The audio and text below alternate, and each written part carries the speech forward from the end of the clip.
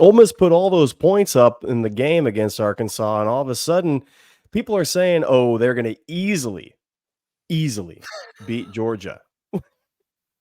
Please, child, hold on a second. We'll talk about that more next. Locked On Bulldogs.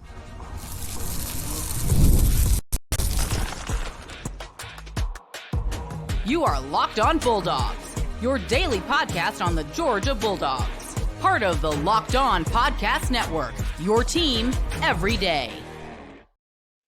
What is up, everybody? Welcome back to the Locked On Bulldogs podcast, your team every day. He is Clint. I am Daniel. Today's episode brought to you by FanDuel, FanDuel.com. Make every moment more and more on them in a moment. This is the Locked On Bulldogs podcast, part of the Locked On Podcast Network.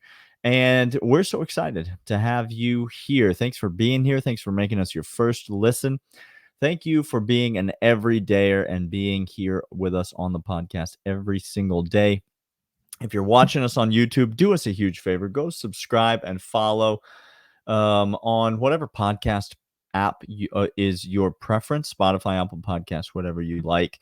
And if you're on a podcast app listening to the audio, go find us on the YouTubes and maybe just hit that subscribe. Give us a thumbs up on this video.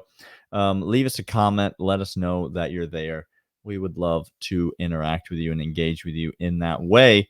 Ole Miss fans, are you in the comments? Are there Ole Miss fans? Is that still a thing? Are we still doing that? Is that a thing that we're doing?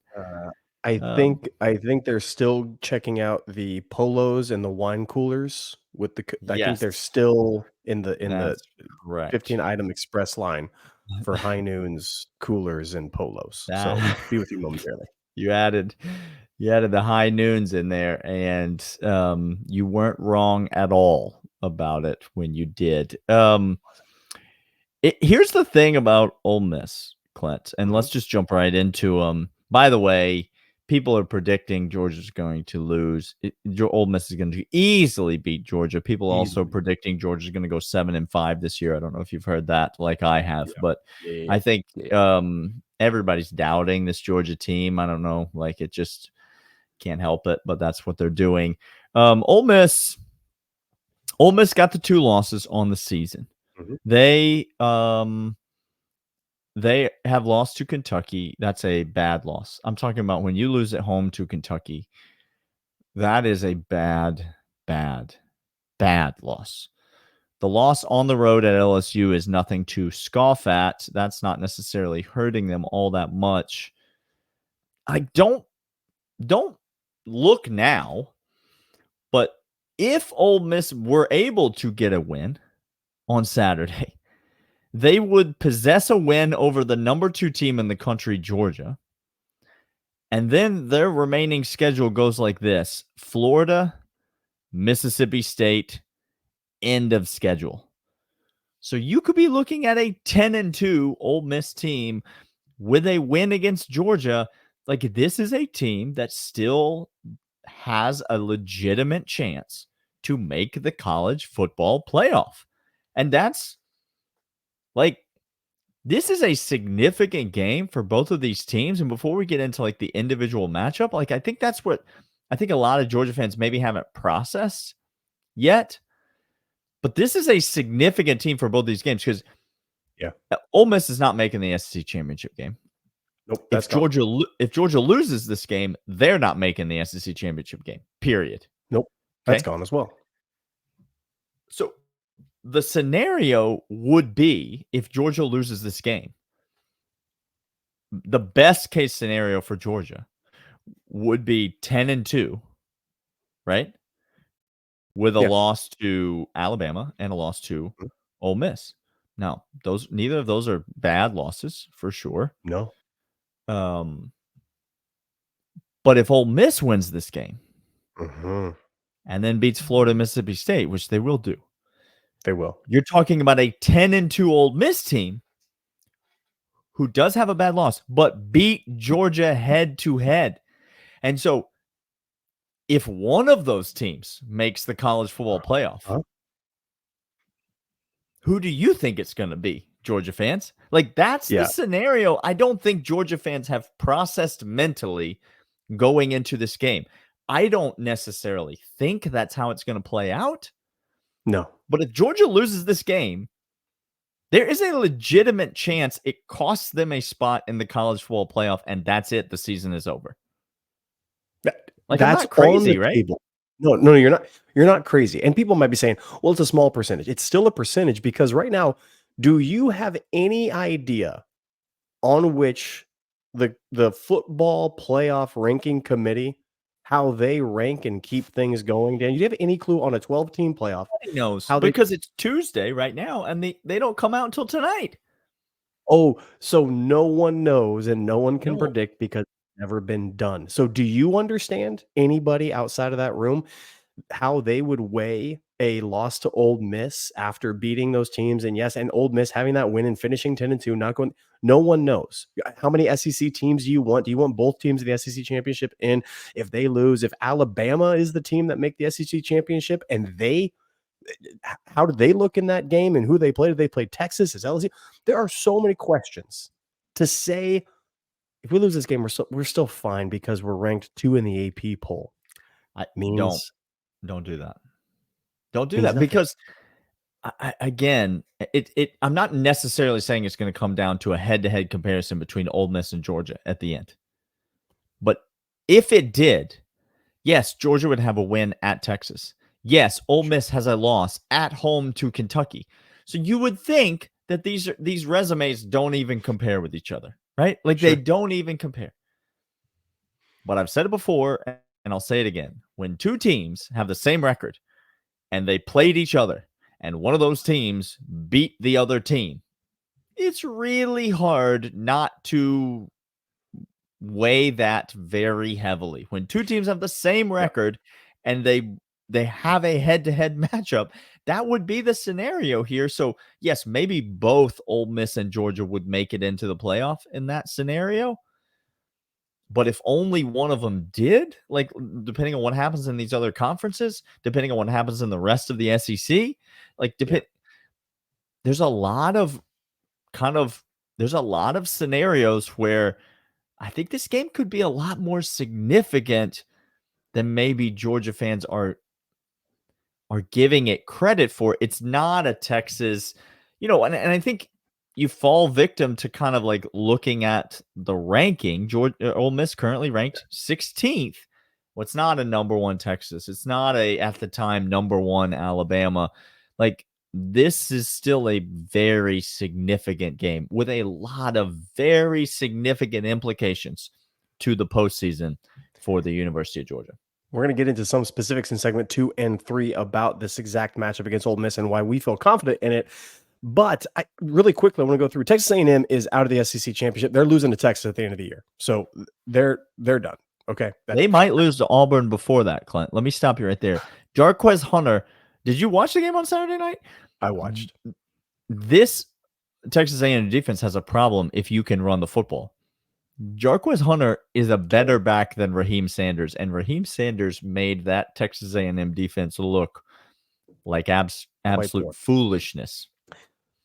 Tennessee is going to catch an L against us and may also lose against Vanderbilt. And no, I'm not trying to troll you. It's not a troll, guys. Vandy's quite good. Very good. And it's home. And it's in Nashville. Okay. LSU. You want to come to Nashville? You want to come to Nashville and go to that game with me, Clint? Answer me right now. Do you want to come to Nashville? 100% I do. Tennessee. 100% I do. It is Thanksgiving weekend. Oh, okay. Well, we'll see. We'll see what the wives say about that. Let's just put a pin in it. LSU is going to catch another L on the schedule this week against Alabama. This week against Alabama. Alabama may. What I'm trying to say is no one knows what the heck the SEC is going to look like. And if you're trying to tell me how many of those 2-loss teams, SEC, are going to make the playoff, I think a likely scenario is Ole Miss and Georgia if Georgia loses. But I don't know. This is my point. I just listed all these teams that could be 2 losses. I don't know. And I don't want. Nobody knows. I don't want to play that game. Because I don't like giving it to a committee. Because remember the last time that we should have been in the playoff? All of you thought we should have been in the playoff, and we didn't get in the playoff. That's never happened to us before, has it? When we've been voted out? Oh, it has. Not Georgia. It wouldn't happen to Georgia. Only good things happen to us. We're going to come back after these and let you know more about the specific matchup. But first, these. And these are, in fact, Roy. Bulldog fans, it's time to recognize Roy Player of the Week. This season so far, we've posted over 20,000 to support players on Roy. Micro deposits lead to massive change with the Roy app. You can direct your supports to athletes you love, ensuring that all funds go to the specific player you choose. Unlike collectors, you know exactly what your support is going to. The best part, it's risk-free. If the athlete doesn't come back, if they transfer, they're out. They don't get the money. It goes back to you. Mm-hmm. This week, Daniel and I are supporting. I talked about it yesterday. Ernest Green was fantastic in this game. No pressures. Offensive line looking good. Ernest Green's just fantastic. We pitched in $100. We'd love for you to join us. Make $10 a difference. Let's show Green and others on the offensive line all the way through. Go find Freeling. Monroe Freeling is another great choice as well. Pay today, celebrate tomorrow. Your support sets your team up for success. Don't miss out on Roy's exciting giveaway. Win 2 tickets to a game in November. Just download Roy, create an account, enter referral code Locked On, and you're entered. Already part of Roy, any contributions will be added to that. No purchase necessary. Download Roy now. Get in the NIL game. Be sure to check us out on Instagram, Facebook, and X at Roy_return on you for more information. Roy, support the player, change the game. But that's not all, Daniel. Also want to let you know about FanDuel. FanDuel's fantastic. We love them. You should love them too. Official sportsbook of Locked On Bulldogs. This Thursday, when we talk about locks, when we give you locks for this game, the point spread being 2.5 right now over on FanDuel. You can go over there right now and get it on the action if you want to. Daniel, if you want to. We want to. I want to. I want to. So we're going to, and that's where we go. The official sportsbook of Locked On Bulldogs and Locked On Podcast. We're at FanDuel.com. Make every moment more. Right now, you make a $5 wager. You win that wager. Get $150 in bonus bets straight to your account. The only place Daniel and I trust to make all these bets. FanDuel.com. Make every moment more. All right, Daniel, let's get back to the specifics of this game. We feel confident in this game, even though Ole Miss put up every point possible against Arkansas. Daniel, they just roll in. Jackson Dark said, I don't know, there isn't a go route or a fade route that I haven't looked at that I don't like. So let me chuck it up there and see who's down there. And turns out a lot of people came down with the ball. Shouldn't we be concerned about, you said yesterday, explosive, put the gas on it offenses frighten us. And it's true. It should frighten you, Georgia fan. Miami, Ole Miss, Texas, these are the teams that have that kind of offense. But we feel supremely confident in this game on the road. We do. Why start with the defense against this offense? Jackson Dart, Lane Kiffin led offense. Why doesn't it frighten you to think that we're going to lose at Ole Miss, Daniel? Well, I think coming off of last week, and we see this all the time in college football, and I hate to use such non-technical reasons for things, but if you're watching a football, you get this. There are certain games where things just get out of hand, and they get out of hand really quickly.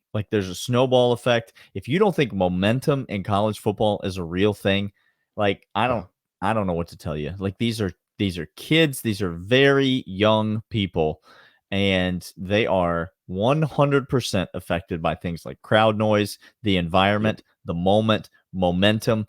If you don't think that's a real thing, it very much is. And so you look at this Ole Miss team, and they go, they go to Arkansas and they put up 63 points, and absolutely it feels like it reminds you of Ole Miss beats Wake Forest 40-6. Ole Miss beats Georgia Southern 52-13. Ole Miss beats Middle Tennessee 52-3. Ole Miss beats Furman 76-0. Good Lord in heaven. Ole Miss beats Arkansas last week 63-31. And so you think this Ole Miss offense, and you think they are a juggernaut. But Daniel, but I omitted the 4 conference games that they have played. I was noticing there wasn't a full slate of schedule that you were talking about there. So this is what you really have to understand about this Ole Miss team. They are 3-2 in the SEC, and of those, if you take out the Arkansas game from last week, in the 4 remaining conference games, they have scored a total of 17 points, 27 points, 26 points, and 26 points. That is who this Ole Miss football team is. They are not even remotely averaging 30 points a game in conference play. Like they are an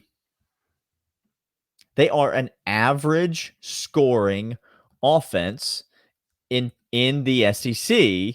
Now there are some things that this offense does really well, and I think those are reasons to be concerned. But if you're asking me why I'm confident, it's because in terms of scoring offenses, like Georgia has the better scoring offense.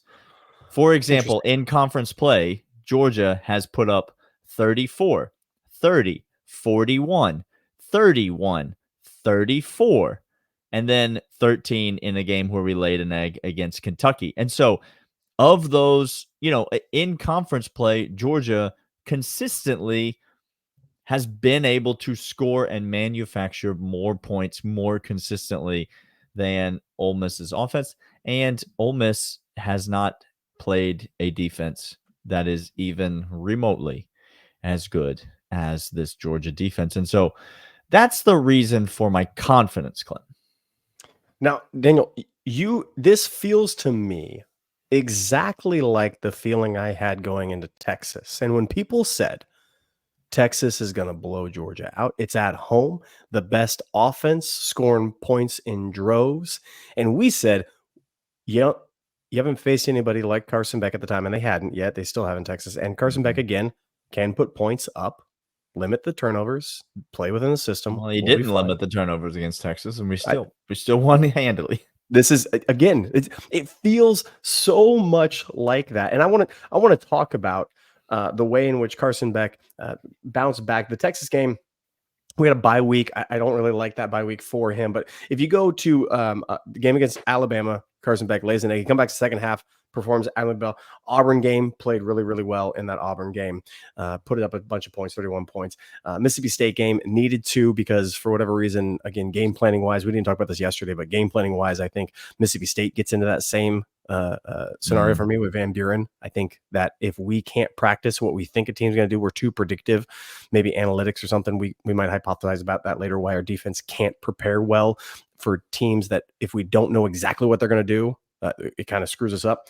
But Carson Beck bounces back from these games, I think, admirably well. He's fine in those if coaches them up and gets them going. I think he's going to be fine here against Ole Miss defense. Their defense doesn't scare me.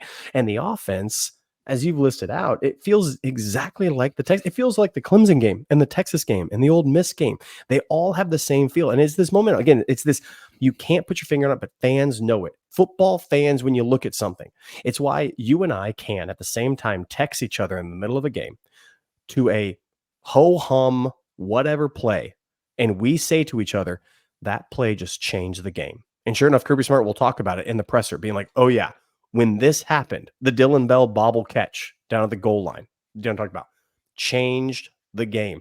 A Cass Jones pickup, blitz, stopping somebody and getting a first down. A Lawson Lucky getting a knee and a foot down on the sideline to convert. Those are the plays that make all the difference in the world. And if I'm looking at what Ole Miss does, just straight up, they're good at what they do. But if things aren't going exactly what they need, they can't hum along on offense, guys. If they're not on schedule, if they don't hit their shots, they cannot manufacture or grind out efficiency on offense, period. Just like Texas couldn't against us. I think you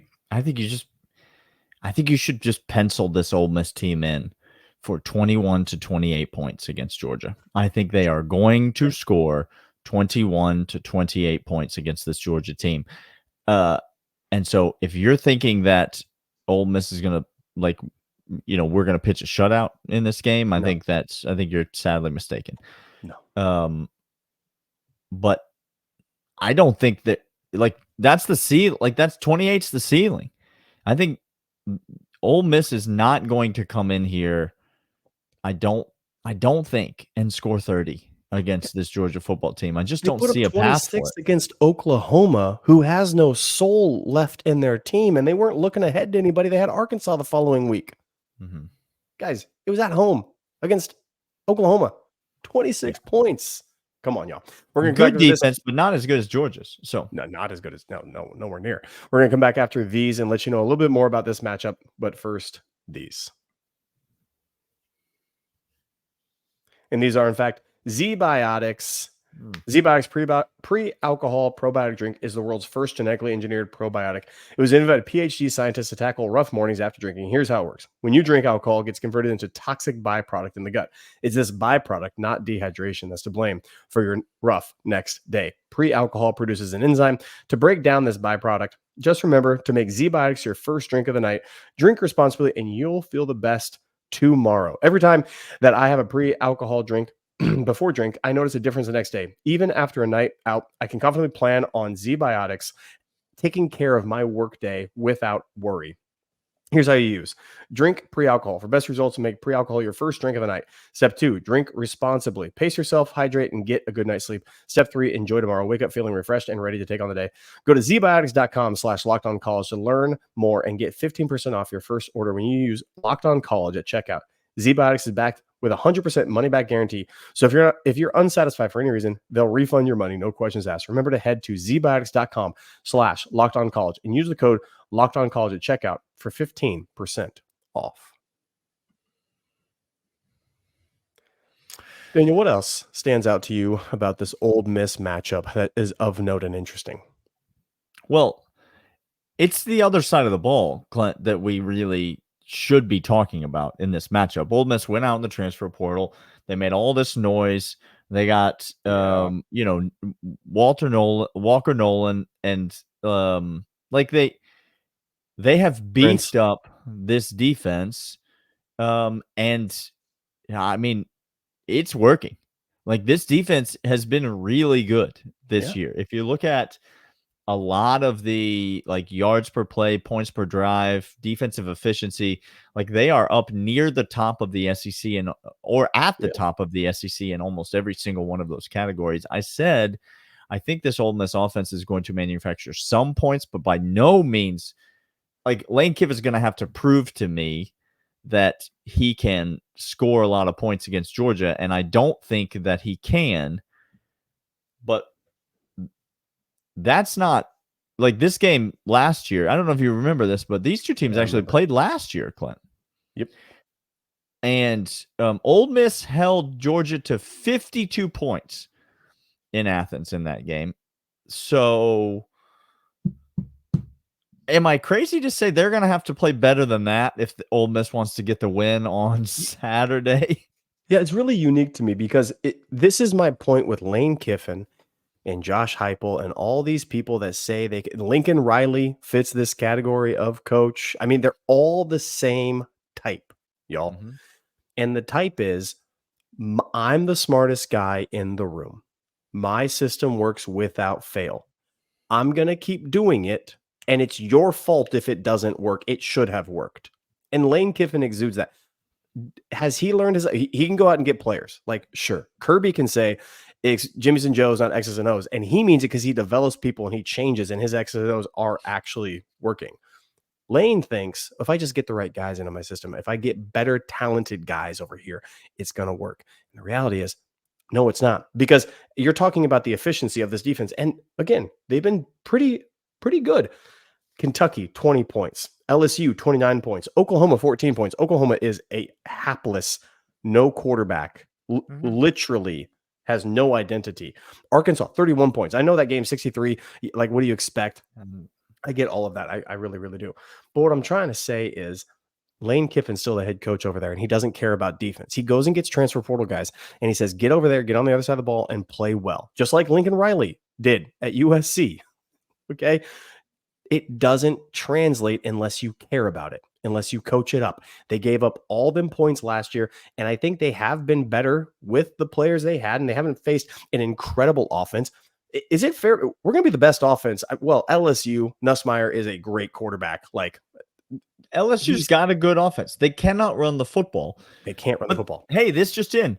Neither can Georgia a lot of times this year. We've got to be able to run the football. I mean, Clint, does this game simply come down to, can Georgia score 30 against Ole Miss?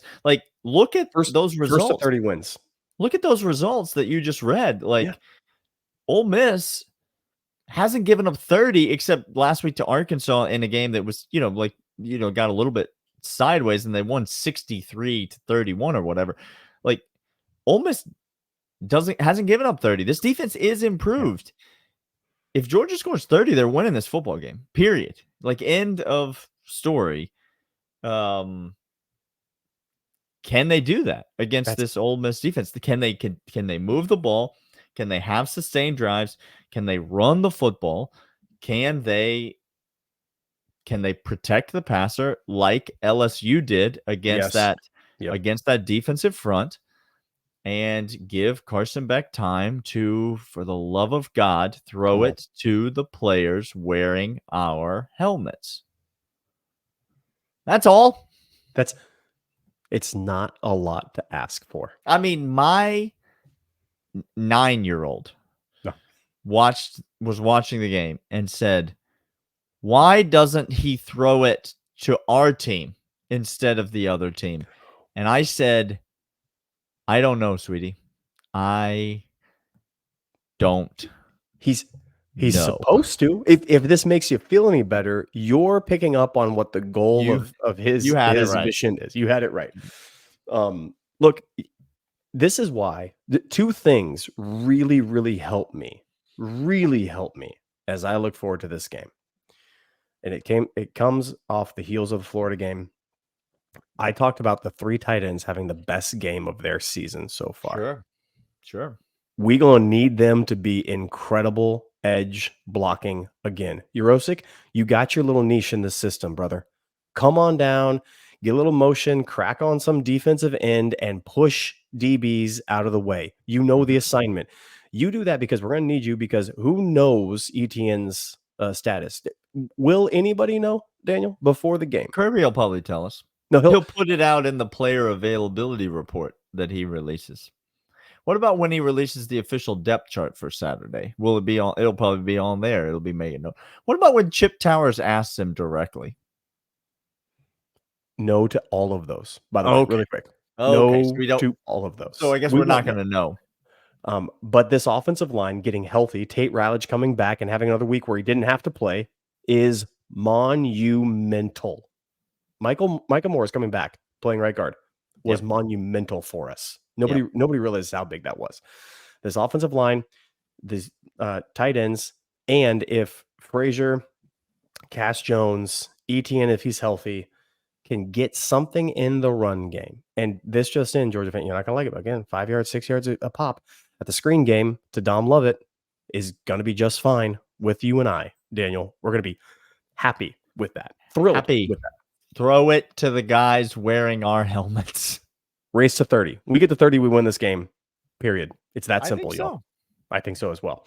He is Daniel. I am Clint. This is Locked On Bulldogs, part of Locked On Podcast Network. Your team every single day. We'll be back tomorrow talking more about this matchup. We'll see y'all then. See ya.